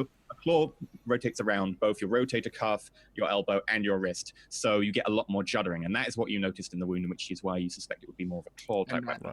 That's exactly what I just told Melphus. Fantastic. And there were three points of incision. Nothing else. You didn't notice any other... No, there was just one large claw mark going straight up to his neck and up to his ear from his chest. I didn't notice much else than that. Okay. I remember what E said, but Malphas will go based off what you just said there. I don't have great memory. Turning... I guess. That's fine. He might just have missed the other two fainter cuts that were either side of it. Oh. But on that information, Malphas turns to the guardsman and asks, "Do you have any problem with animals here? Does the Lord keep any exotic pets?" The Lord keeps a couple of rare breed hunting dogs. Other than that, we have some problems with wolves or whatever. We had even a direwolf pop down. I think it was last winter or the winter before. No badgers. No dire badgers. No. I'm not there. I'm not there. It was a joke. She called from the other room. No badgers. Your companion seems preoccupied with badgers for some reason. No. Fairly quiet area, really. I mean, all the town's watch do an excellent job of protecting and serving the people of Greenham. We are at that, Melphas would chip and say, "I have very little doubt. You seem like that you have a very good handle on the situation. Honestly, I'm not really sure why the Lady of the Manor sought our help. Clearly trying to buttering him out." He narrows his eyes. You make a deception roll. Okay. Thankfully, I do have some bonus of this, but that's a hard roll to beat. 26, 19 plus 7. Oh, well, thank you. I'm sure you're just doing your job, and frankly, I think she's worrying a little bit too much. Ever since her last child passed a few years ago, I think she's been a little bit on edge. But, Understandable. Yeah, I'm sure that this will be sorted soon, and whoever was responsible will be held to justice. Claws, you say? Well, I'll go downstairs and tell my man to get the rest looking for some wild dog or whatever. If you want me, I'll be downstairs. You can also catch me at the guard post on the edge of town. Thank you very much. We'll no doubt, if we find anything of any help, you'll be the first person that we come to. Well, thank you very much. I appreciate it. I'm sorry that she's put you in such an awkward position, but I'm sure you'll be happy to be on from here as soon as possible. Indeed. He walks away. Okay. The moment he's out of earshot. What was that, Did sorry? get the sense that he was being a little bit iffy because you're a tiefling, however, throughout that. Oh, absolutely. But the moment he's out of earshot, and Melphas does wait a fair bit for him to be out of earshot, he turns to Relgar and Turb and says he doesn't have a clue what he's talking about, and he's not going to be any help to us whatsoever. He's got in his mind that it's someone who's attacked him or a dog, and a dog wouldn't do this. Also wouldn't leave the wound that you've described. Also, there's no forced entry, and an animal definitely would not have... There wouldn't have been... Yeah. Well, given that you're certain that it's an animal... Or a creature. At that... Oh, well, not human. At that point, Melphas renews his investigation. This time specifically looking for fur, hairs, scratch marks, anything like that. Truffles. But speaking of animals, He'd be looking for a large animal given the situation, not a cat. just making a joke. Malphas, has I'm fairly truffles. certain if Malphas found truffles, he'd forget everything he was doing and fall down the stairs. But Melfast, make an investigation roll. okay, Rhaegar, do you want to assist him? please do. I don't have investigation, but I could try. It's just Doesn't matter. It just means you get less of a bonus. Yeah, if Yeah, you've just got the any, intelligence. yeah, just an intelligence modifier basically on a d20. As long as there isn't a negative number there, then you'll help. I rolled a 7. Then you will definitely help. Even if there's a negative number there, you may well help. The only way assist can fail is if it rolls a 1. 19 actually. So, do I roll again? You Or roll does with he- advantage, so you roll Yeah. again. Okay, Ah. 17. That actually did help. 17.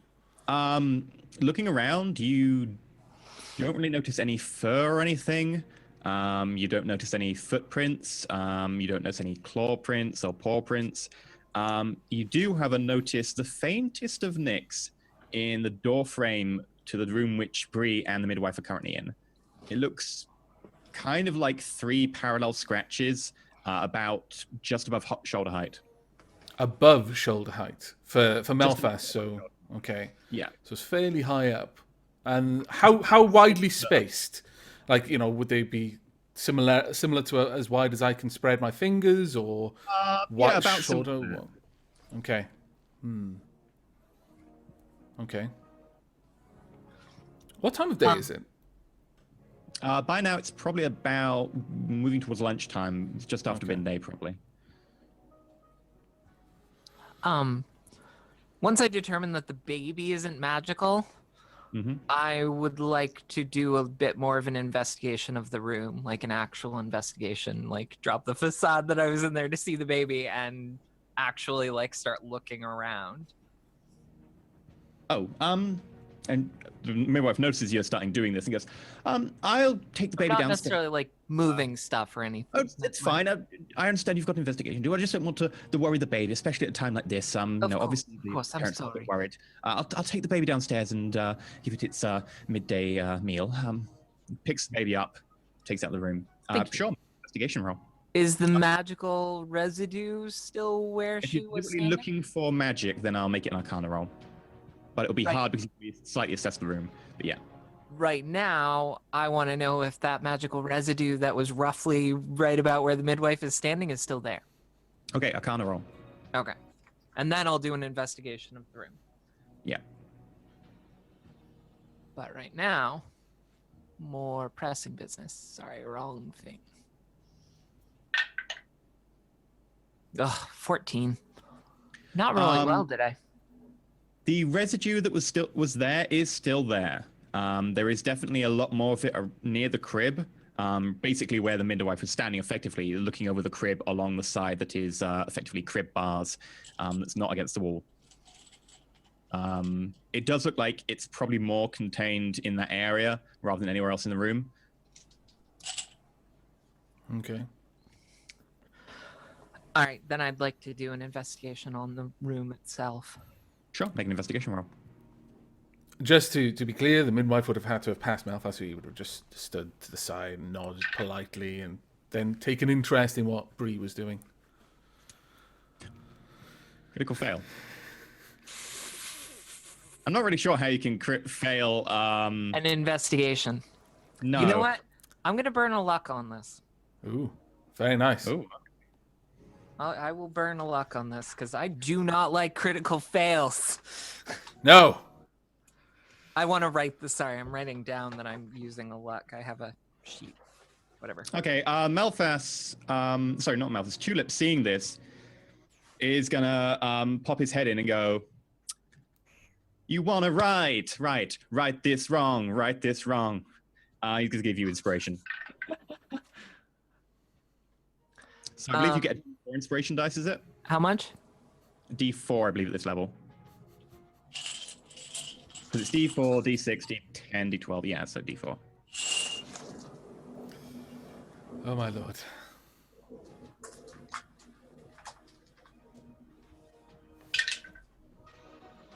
So 2 plus 5, 7, 20. 20. Investigation of 20. You notice that there are 3 parallel scratches on the door frame where Malthus is looking. Basically, you find the same scratches as him. You also notice How high up? About 6 foot, 6'2", so just over shoulder height. You also notice that the door handle itself does have some ever so faint scratches because it's a polished brass handle. You actually notice that there are some scratches ever so slight on the inside of the handle. Oh, that's fascinating. And I'll point these out as Malthus comes in. I'll point them out. Malthus is going to just casually ask, do you remember what it looked like last night? Or the last night there weren't any clouds in the sky? You're thinking the same thing I am. What's the phase of the moon? The moon is... That's what we're trying to remember. Mm-hmm. Okay, you would know generally because that's how they keep cycle of months and stuff at the moment. So you would generally know the state of the moon. The moon, it was fairly clear last night as well. So the moon is heading towards being full. It's not quite full yet, but in about 2 days it will be full moon. But you may be 2 or 3 days off.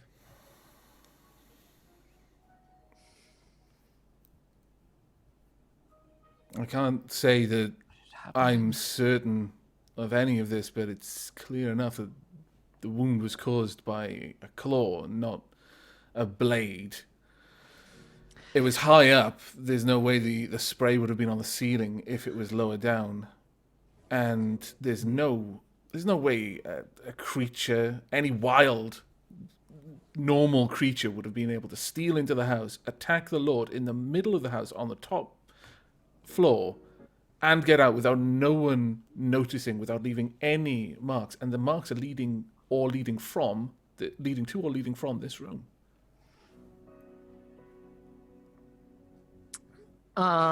What?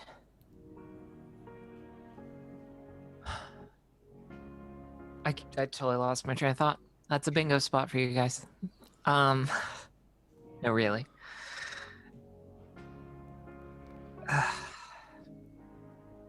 It's clearly some sort of creature that came, and she's quietly saying this, to whoever is in the group and no one else. It's clear that the attack came from within the house. And I show him the claw marks. I show him the magic residue, or at least explain what I can see of the magic residue. And I say, right now,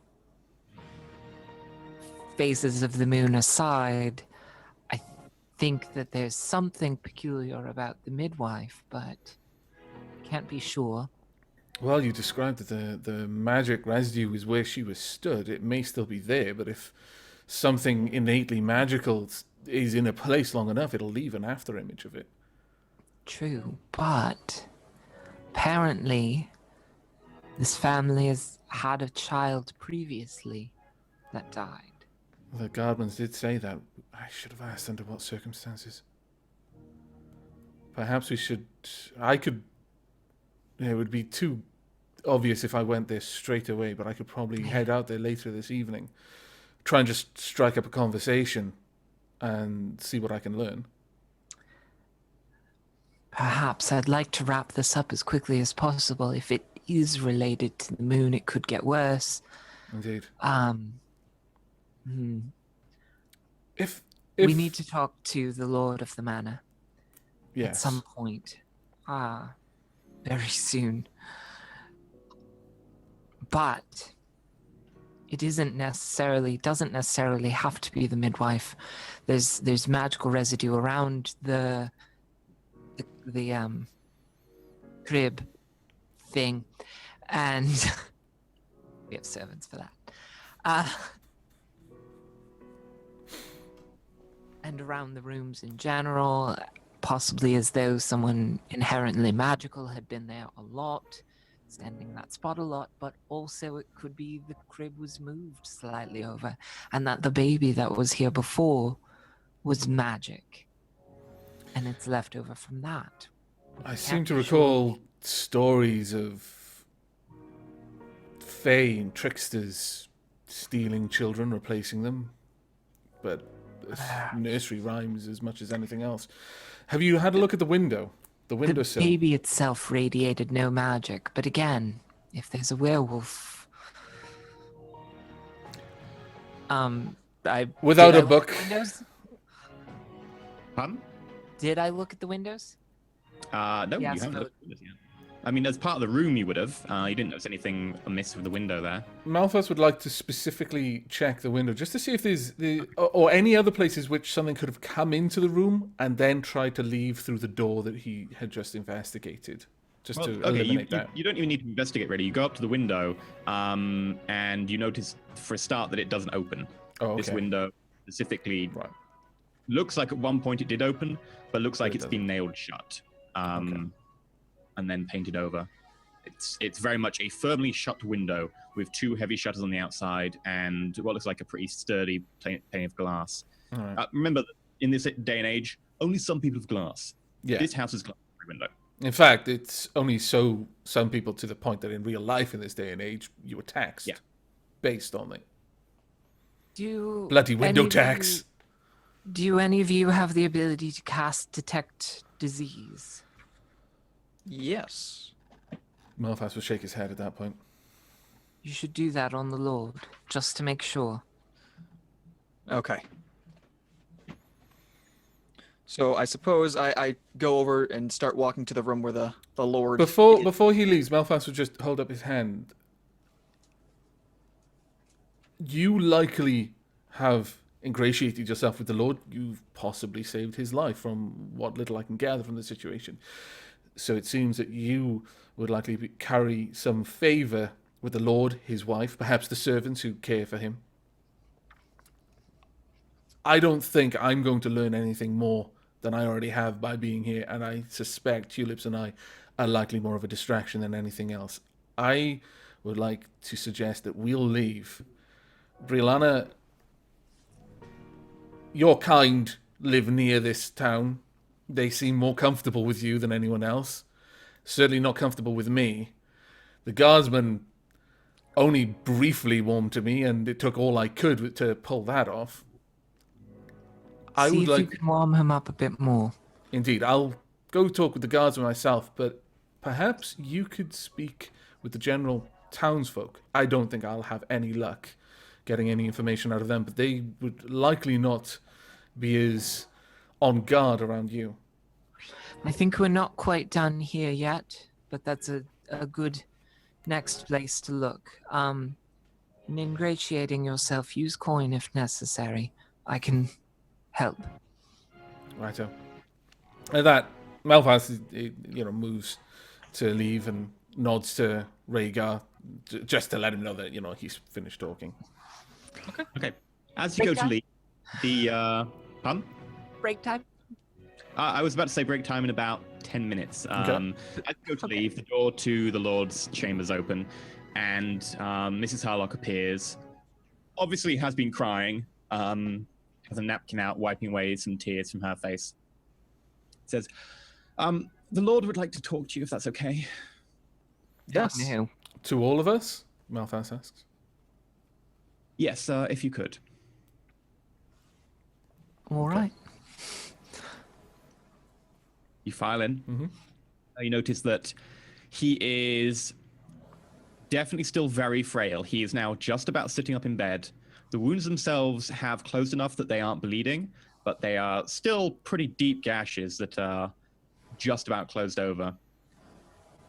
He looks healthy enough that he probably is not going to die, but it will take some while for him to be back on his feet and at full capacity. Okay. He looks up at you, and you can see slight disappointment and vengeance in his eyes. Like, he is very annoyed that he was attacked in his own home. And he looks at you and says, I want you to find whoever did this. I will pay you. Of course. Rest easy on that. We will find whoever did it. Can you tell us anything you remember from last night when this happened? I heard the creaking of a door. Went to go check out Claire's room, and it was blowing in the wind. Nothing unusual there. I turned back and I walked into something, and I can't remember anymore. You walked into something, as in physically walked into it, or That's what it felt like. what manner of something? I'm not sure. I turned around and was instantly hit by something, and then pain and unconsciousness. It's understandable you were severely wounded. It's nothing shy of a miracle that our companion here was able to bring you back. This is nothing. I've had worse. And he goes to step out of bed, puts one foot on the ground, and his leg begins to shake. Maybe I'll just stay a little bit longer in bed. Certainly. Malphaz is grinning at that. A sort of good-natured, he finds it endearingly amusing. But this may sound a bit of an odd question, but do you happen to recall any smell when you turned around? Not leading up to the point that you were struck. Not who struck you, but any other detail, any sound of breathing or possibly panting. No, I went to check the door, and it was slightly ajar and creaking in the wind, which is not unusual to be open at that time of night, but I did find it curious that it would be creaking at this time of night. I very specifically remember trying to listen to hear if there had been someone in the house or something, and I don't remember hearing anything. Very well. Thank you very much for your time. And when you turned, you didn't physically walk into something, you were struck by a blow. It felt like my whole body was struck by a blow, and then my neck. It could have been that I walked into something. It's quite possible. Sorry. But there wasn't anything there for me to walk into, so... Clarification, not meaning to question. You were obviously struck by a blow. I wasn't sure if you ran into something first. That was... Well, nothing that I saw. Ah, all right. Had you said that there was something there, I would say that was quite possible, but I remember distinctly walking 2 steps down the corridor. This is Breilana's first time being in this room with the detect magic. Sure. Okay, make an Arcana roll. Thank you.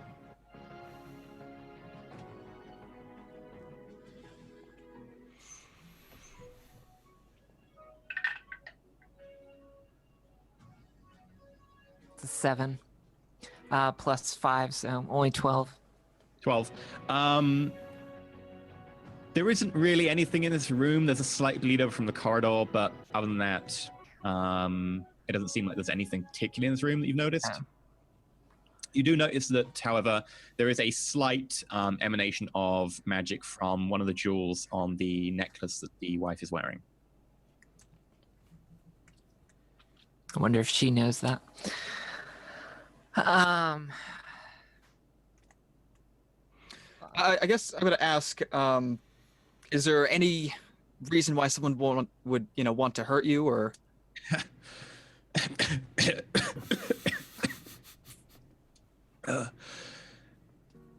I am the lord of at least 400 acres. Of course, you don't get in my position without some people wanting to hurt you, but I don't think there would be anyone who would actively try and maliciously attack me.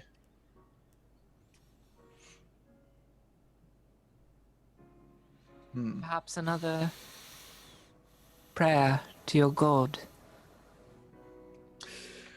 Yeah, I'm gonna Detect disease. yeah. I'm gonna have to check to see if you have any diseases or poisoned or anything like that. So I'm gonna have You to. brought me back from the brink. Do whatever you need to. Okay, and I go ahead and I put my hand on his forehead yet again, and another sun song chimes through.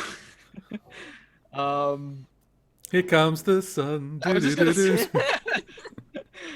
Yeah. I was nope. gonna go with let it shine, let it shine, let it shine. But yeah. Okay, let's just say praise the sun. We'll do that. All right, roll it.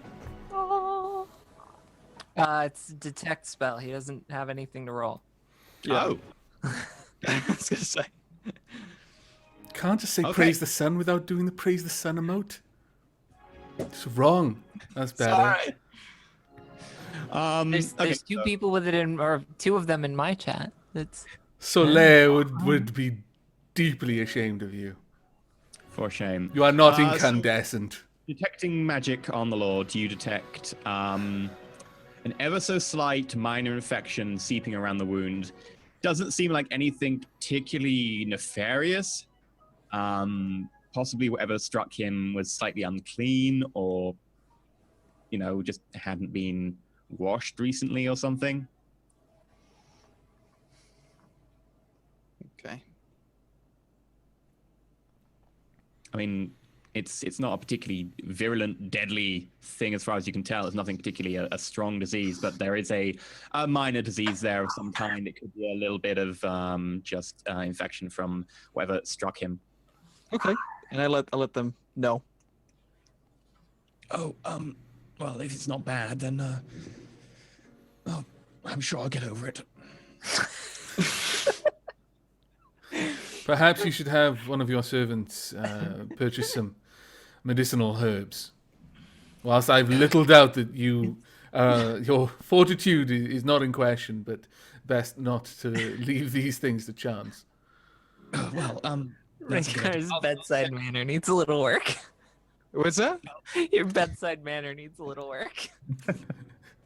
Yeah, you're infected. You've been cut by something Oh unclean. god, you've got disease. Well, it's an infection. I mean, it's an infection. I don't know. That wouldn't be something I really wouldn't tell straight. I'll send the servant girl down to the Black Emporium and get some medicinal supplies from there. Then, well, thank you very much.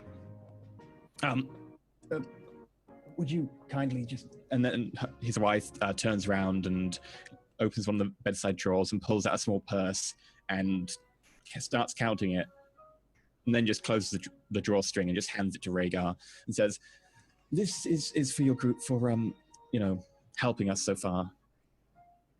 Well, thank you. I mean, I can't accept this, but if the rest of the group wants to take some, that's up to them.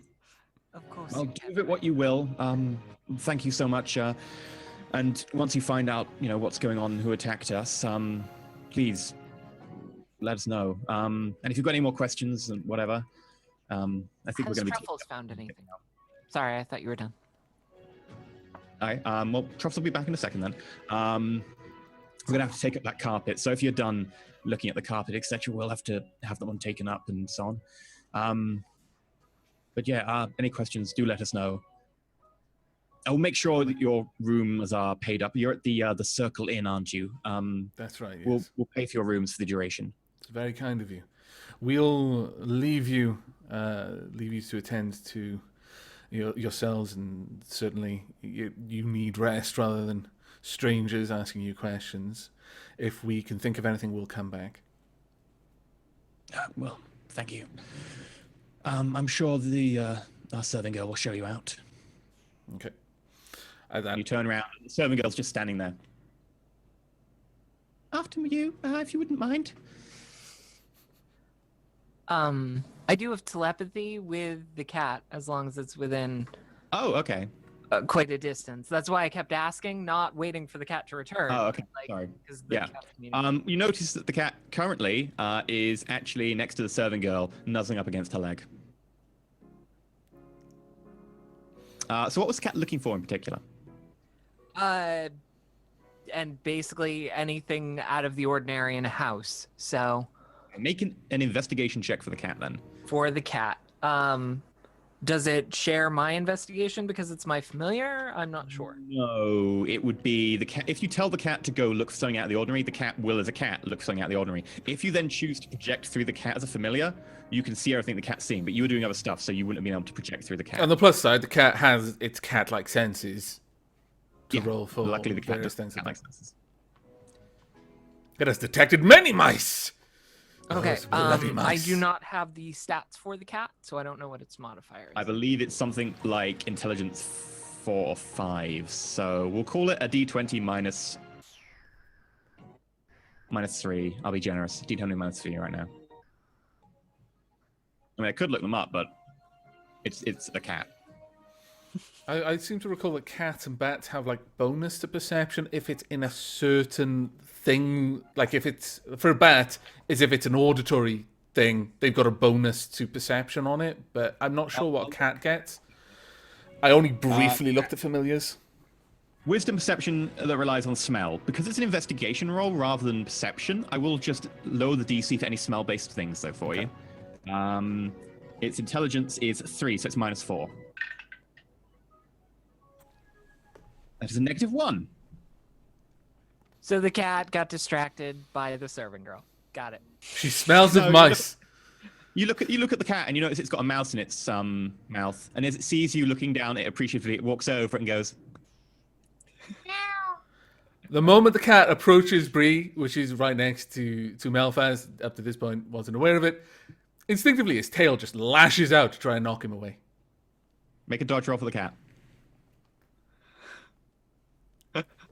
It was going to happen eventually. He just snuck up on him. He's not trying to hit him hard. Melfas, you should probably make an attack roll for the cat. Okay. At disadvantage, your tail is not particularly useful to you. My tail is wonderful. How dare you, sir? It helps balance. It's not designed to be a weapon. That poor cat. And that's what it's trying to do. It's trying to balance the cat away from me right now. It's a strength-based attack as well. Yes. So it's -1. Yeah. Boom. Oh, yeah. So 5. The cat, it just stands there as the tail whips over the cat's head. You actually miss the cat entirely. That's fine. And the cat goes, meow, backs up a little bit, hides behind the serving girl. Glaring at you. Alpha doesn't notice it. He's looking at the cat. Ding! Braylana will remember this.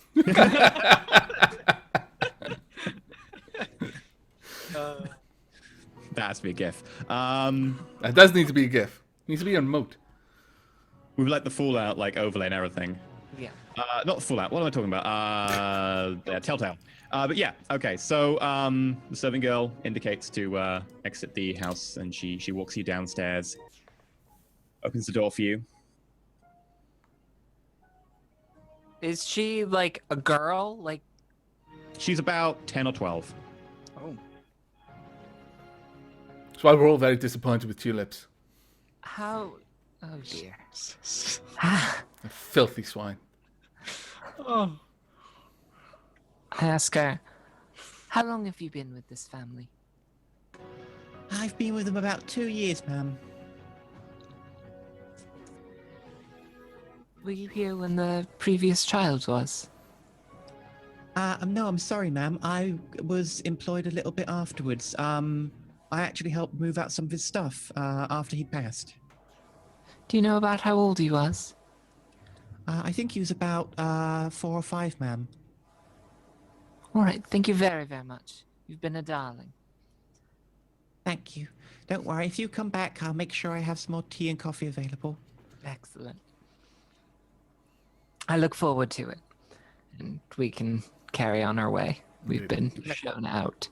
So you've been shown at the manor. You leave the manor, and this is a great time to go to a break, which Yes. is within 1 break time. So we're really on form tonight. Starting on time, break on time. We'll try and make this break not too long, but we are fine for time so far. So yeah, everyone watching, we will be back in roughly 5 to 10 minutes. We'll catch you back in a bit. Take this opportunity to go take a bio break, get a new drink, whatever you need to do. Possibly go hug your loved ones, just in case they get attacked in that house. You know, Savagely by someone they consider a friend's tail. Yeah, that too. If Truffles considered any part of Melfast a friend, then Truffles, that was Darwinism No, at work there. I'm talking about you savagely attacking one of my loved ones with your tail. And with that, we'll go on a break, and we'll be back shortly. Take care, everyone. Oh, Lord. And I've got my BRB up and muted. I am going to go pee. I'll be right back. I shall also be right back. So, Chad, enjoy not being able to hear anything for a little while.